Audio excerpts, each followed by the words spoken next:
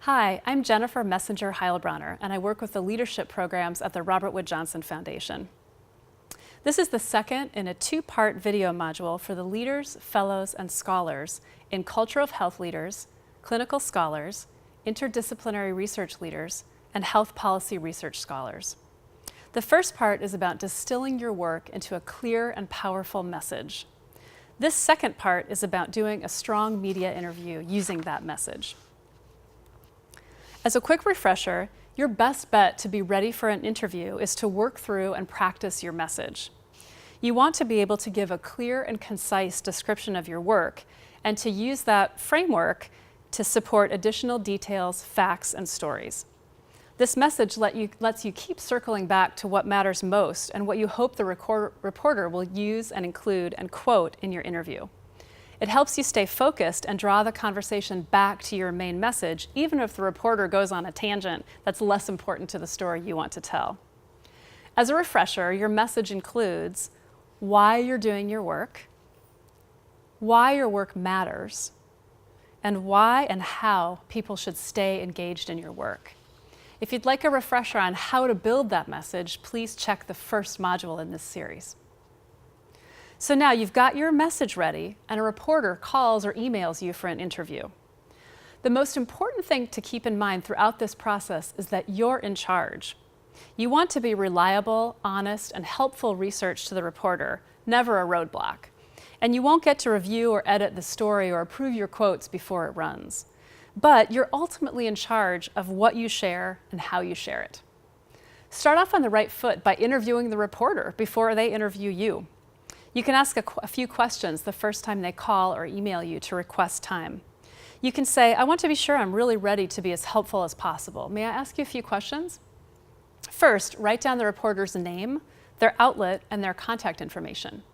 If you're not familiar with the paper or station or webcast they work with, ask them to share a quick description of what it covers and who its audience is. Then find out their deadline. If they're trying to interview you on the spot, you can ask for 30 minutes or even 5 to compose yourself and get your information ready. Just explain that you want to be as prepared as possible and you'd like a few minutes to collect your thoughts and call them back. If they haven't told you very much about the story, ask some questions. What angle are they pursuing? What brought them to the story? Is there a specific hypothesis they're trying to advance? This will give you an idea of what kind of story they're writing, which helps you decide if you want to participate, and also helps you see what kind of information they'll be looking for. Ask what specifically they'd like to talk to you about. What kind of expertise are they seeking from you, and how did they come to you as a source for the story? And find out who else they're talking to. This will give you an idea of any potentially contradictory or false viewpoint they might hear, and what you might need to counter. You can also suggest other people you think they might want to talk to that will broaden their perspective on the issue. Finally, ask where and when they'd like to do the interview. Most likely it will be via phone, so think about a time and place you can be in a quiet place without distraction. If you'd be more comfortable in person, ask if that's possible. And if you'd like them to see your program, invite them to do the interview from your place. Ask anything else you need to feel comfortable agreeing to the interview. You're also in control of whether to do the interview in the first place. In general, I'm a believer that most interviews are worthwhile. They help you get the word out about your issue and your work, and they might help you reach some new audiences you wouldn't reach on your own. At a minimum, they're great practice for how to tell your story and hear the kinds of questions that come up. Here are a few considerations to help you weigh the merits of a particular interview. The first one goes to the heart of your communication strategy. Who are the audiences you need to reach in order to meet your goal? And will this coverage influence them? If you haven't already done this audience identification, now's a great time. And the hint is, everyone is not your audience. For example, one clinical scholars team is working to improve quality of life for foster youth and families, helping them develop resiliency and overcome the impact of trauma. To change practices and ultimately policies, they need to reach foster parents and caregivers, mental health providers and child welfare professionals, and foster youth themselves. Those are pretty discrete audiences. Outside the foster care system, they need to reach funders who can sustain their work and policymakers who can make lasting changes in how foster care is delivered, supported, and transitioned. They may also benefit from reaching potential supporters of change, like other parents or people who support children's issues. So as they clearly define those audiences, they can think about where they need to tell their story, and if they get an interview request, they can assess whether that interview will help advance the cause. Having a great story that someone else wrote about your work can be quite valuable. So even if the media outlet might not reach your audience the first time, it gives you a great clip that you can share with others. Now, consider whether the outlet and the reporter are likely to conduct a balanced and fair interview and run at least an objective, if not a supportive piece. You may need to watch a few clips or read a few articles to figure that out. If you feel like these are yeses and you have time to prepare and do the interview, it's probably a good idea to say yes. If you have a communication officer at your organization, be sure to check in with them before you say yes or no. They can help you prepare and avoid pitfalls that you might not see that might cause problems later. They're a great resource for you. If you don't have time to do the interview or it doesn't seem like a match, explain that you're just not able to take the time right now. You might suggest that they call back later or suggest someone else that could interview you. Or you can just politely decline. You're in charge. As you get ready, do a bit of research into what the reporter has covered recently, what the outlet has written on your topic, and other related issues. You can Google coverage, you can check the outlet's website, you can see what they're writing on Twitter. There are lots of ways to see what they've been covering and what angles they take in their work. Pull your messages out, practice them, and fine-tune them with that specific audience or reporter in mind. Recruit a friend or a group of friends and teammates to practice with you. Work with both people who know your work and can help you explain it more clearly, and those who don't and can ask the tough questions and make you be more clear in how you're talking about your work. Think about the facts and data you have to offer to back up the claims you're making. Prepare a story or two that illustrates the need for your work, the journey you're on, and the direction you hope to go, your potential outcomes. This may look very different depending on the outlet. Is it your local community paper or radio station, or is it a journal? But the interview and your messages will follow the same basic format. To be a valued resource, think about other information you can share, including other people the reporters might talk to. This demonstrates that you really know your topic and you want to be a helpful resource, which will help with this interview and also might bring the reporter back to you in the future. In the module on creating your values-based message, we used as an example one of the interdisciplinary research leaders, Rachel Hardiman, who with her team aims to ensure that all women can have a safe and healthy birth. Her work looks at breaking down structural racism and helping providers deliver culturally informed care. I want to share with you a couple of excerpts from a podcast interview with Rachel that show how she's sticking with her value-driven message. First, here's the opening quote the podcast used.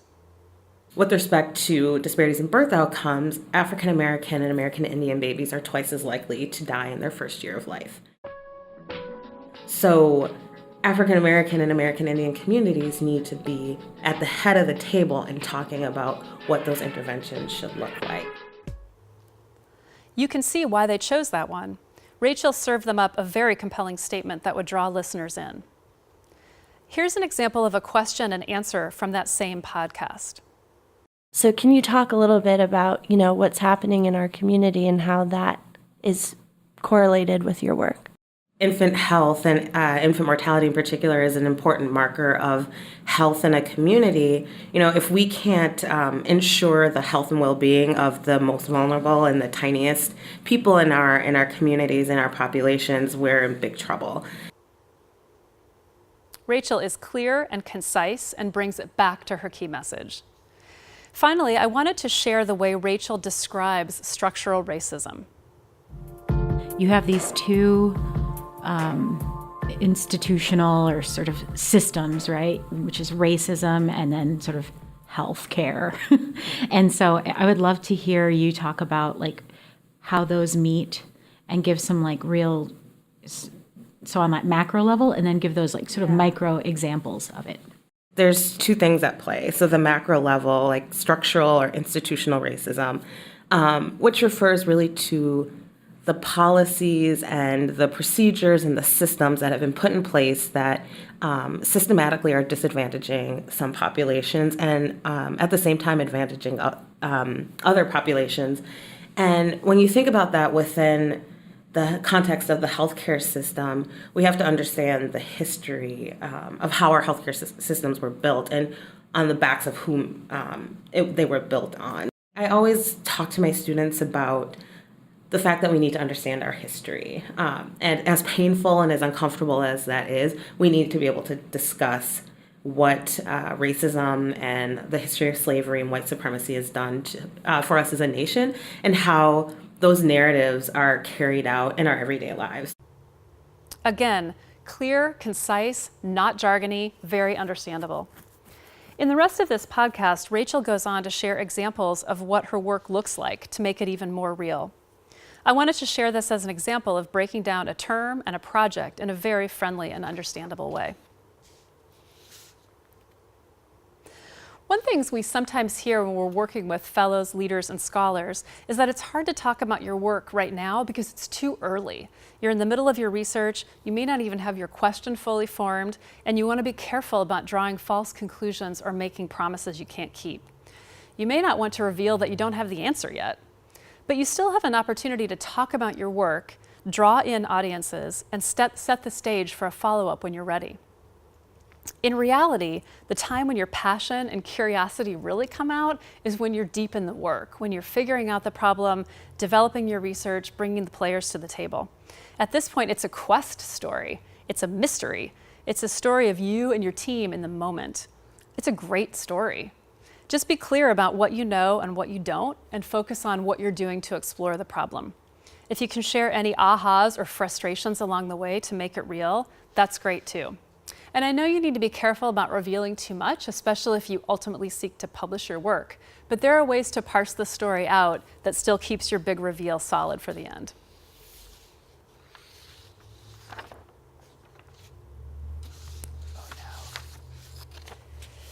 Anticipate the reporter's questions, including tough ones.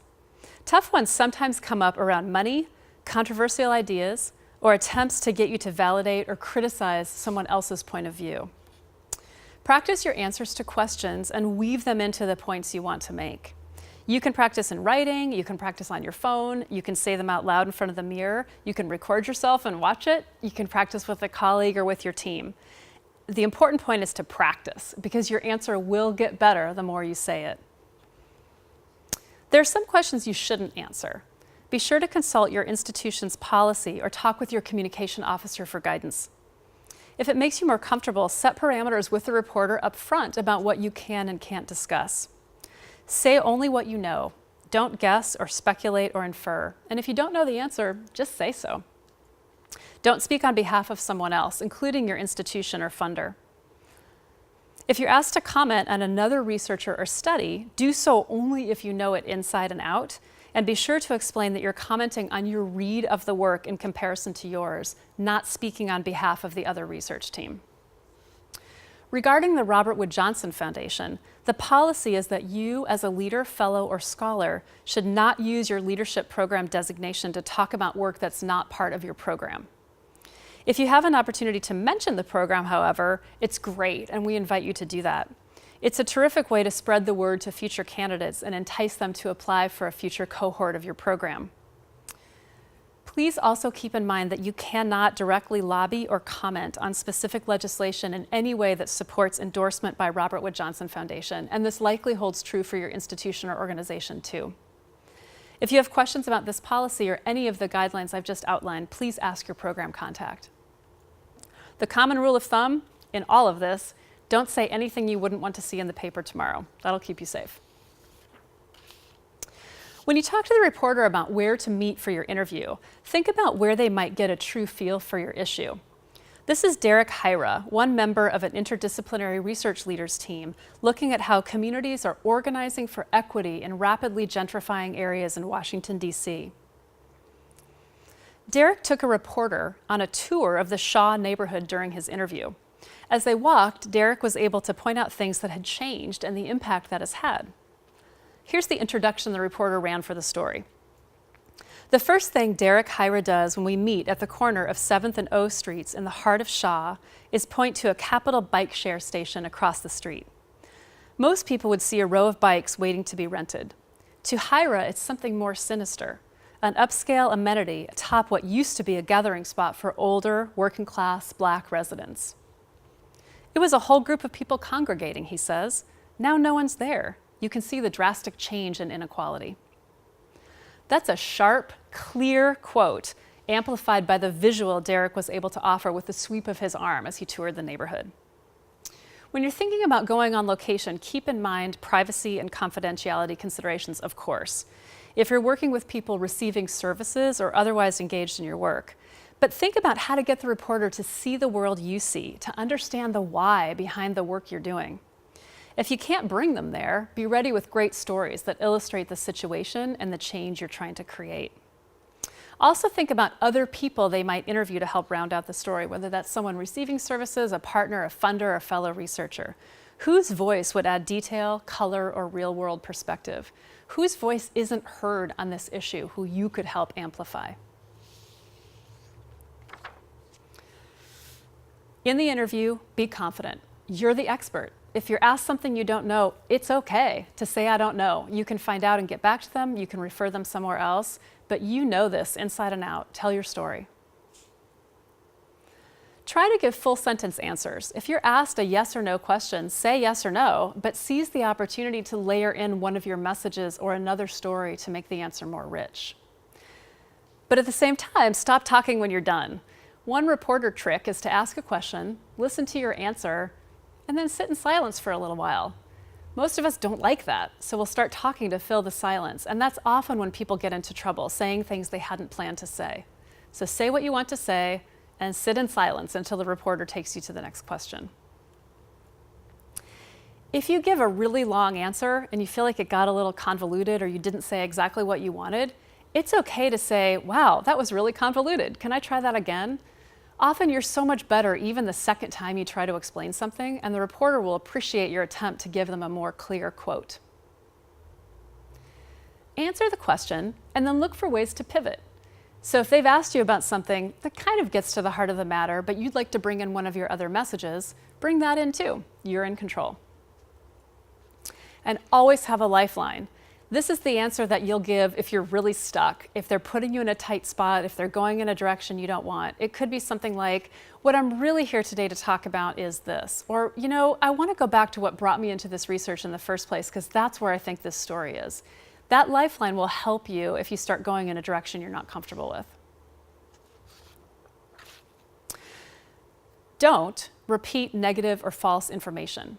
Sometimes a reporter will frame a question in a way that tries to get you to say something back that they can then use as a quote. So make everything you say your own, not words someone else puts into your mouth. Here's an example of what I mean. If you're doing an interview about healthcare access, a reporter might say, isn't it true that Obamacare increased health insurance costs because more sick people have access? Instead of saying, well, you know, health insurance costs go up initially, in feeding into that line of questioning, which might not be where you want to go, you might say, the goal of the Affordable Care Act was to lower costs over time by giving people access to preventive care so they avoid getting sick in the first place. That brings you back to the message and the story that you want to tell. Never guess, never give inaccurate information. Say what you know, offer to follow up if you don't know. Don't say no comment.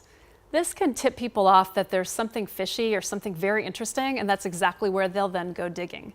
So if you're asked about something that you can't talk about, explain why you can't talk about it. Maybe it's confidential, maybe you can't discuss it until it's published, maybe you can't talk about it without checking in first with your team.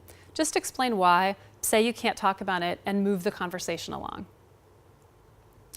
Never, no matter how good of a friend the reporter feels like, speak off the record. Everything you say is on the record, even if a reporter promises it's not. So only say what you want to see quoted. And don't ask to review the piece. It's really tempting to ask to review and approve your quotes and anything that's written about you, but it's offensive to most reporters and you probably won't get a yes. Instead, you can offer to be available as a resource as they're putting the story together if they want to double check anything or if they need more information. That's a much better way to make sure of an accurate story. So here's something you can practice as you hone your interview skills and practice your questions. It's called bridging.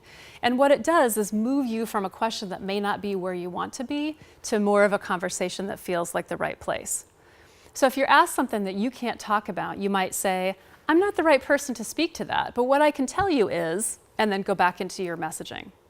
Or you might say, well, here's the answer, but I think the more relevant question here is, and then say the question you wish they had asked and answer it.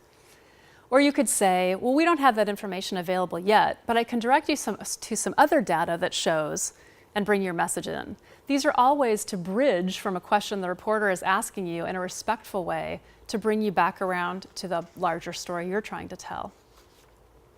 Another trick you can use is flagging, and this is like putting a highlighter on a point that you really hope a reporter pays attention to.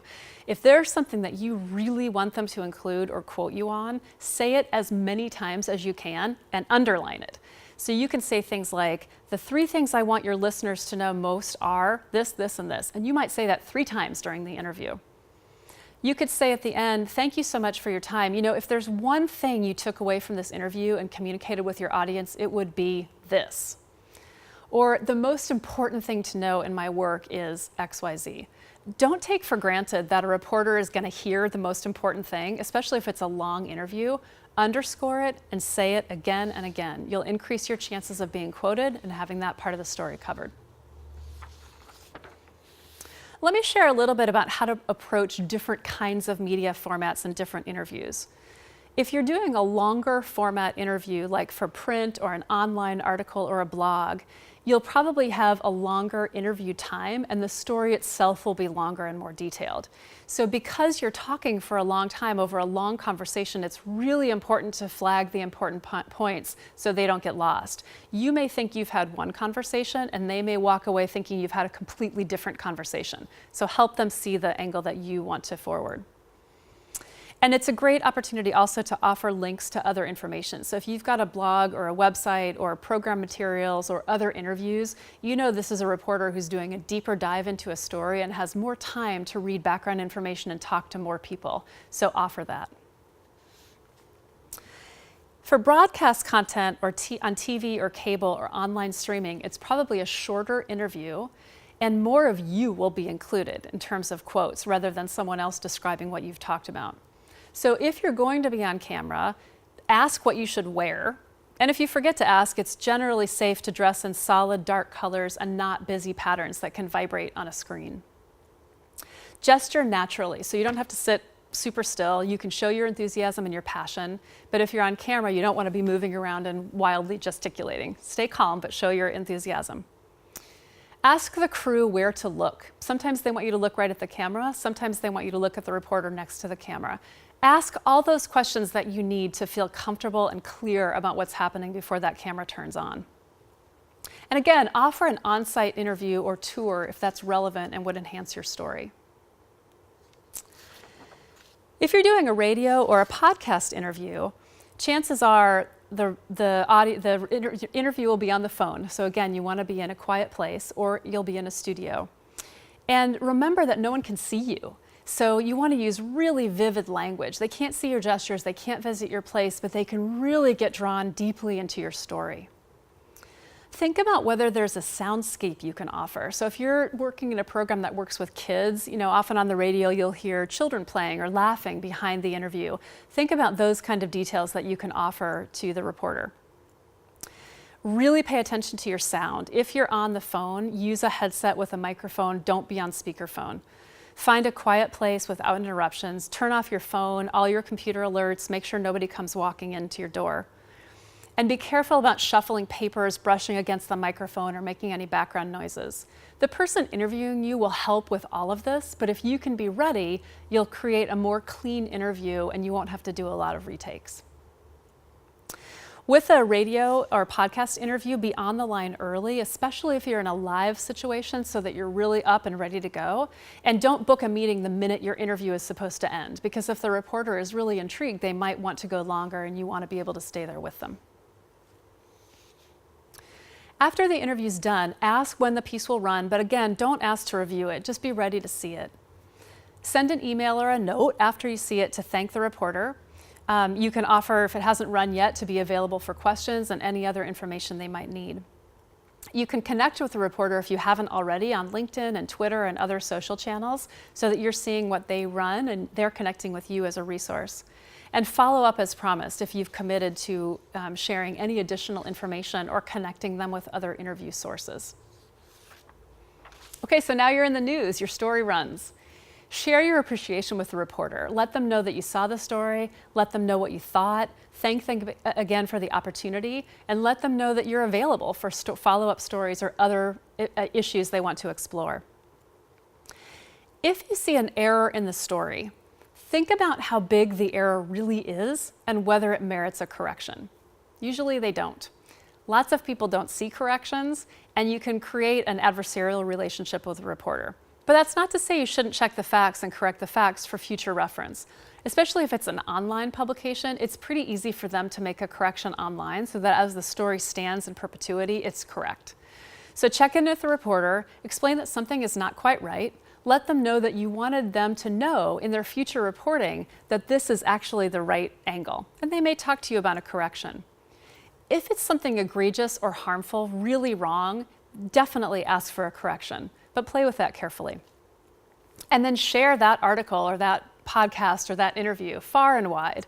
Put it on your social media, let your program know about it, they'll let Robert Wood Johnson Foundation know about it. So many, many more people will see that story than those who see it in the original media outlet.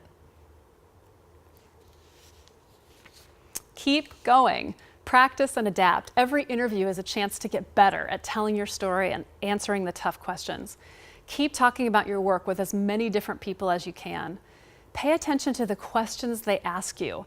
And if they're asking great questions that help you tell a different piece of your story, work that into your ongoing message about your work. And after you talk to people about what you do, ask them what they took away. So if you've had a long conversation with someone, say, I'm just curious, after all that I've just shared with you, what really sticks in your mind? That gives you a clue about what people value and what's most intriguing about your work. And that might become the lead next time you talk about your story. Somebody hears it differently than you do, and they may help you illuminate pieces of the work that you take for granted and that are actually very interesting. The best way to be a great interviewer or a great message developer is to learn from the best. So here are some examples of places that I think feature really great writing and interviews and questions, and you probably have a list of others. Pay attention as you're reading and listening. Think about the kinds of questions they're asking and listen to how the interviewees are answering questions and telling their story. That can help inform your approach for the future. Thanks for joining us. Go out and be interviewed, share your stories with the foundation and your program. We're excited to hear them. Thanks.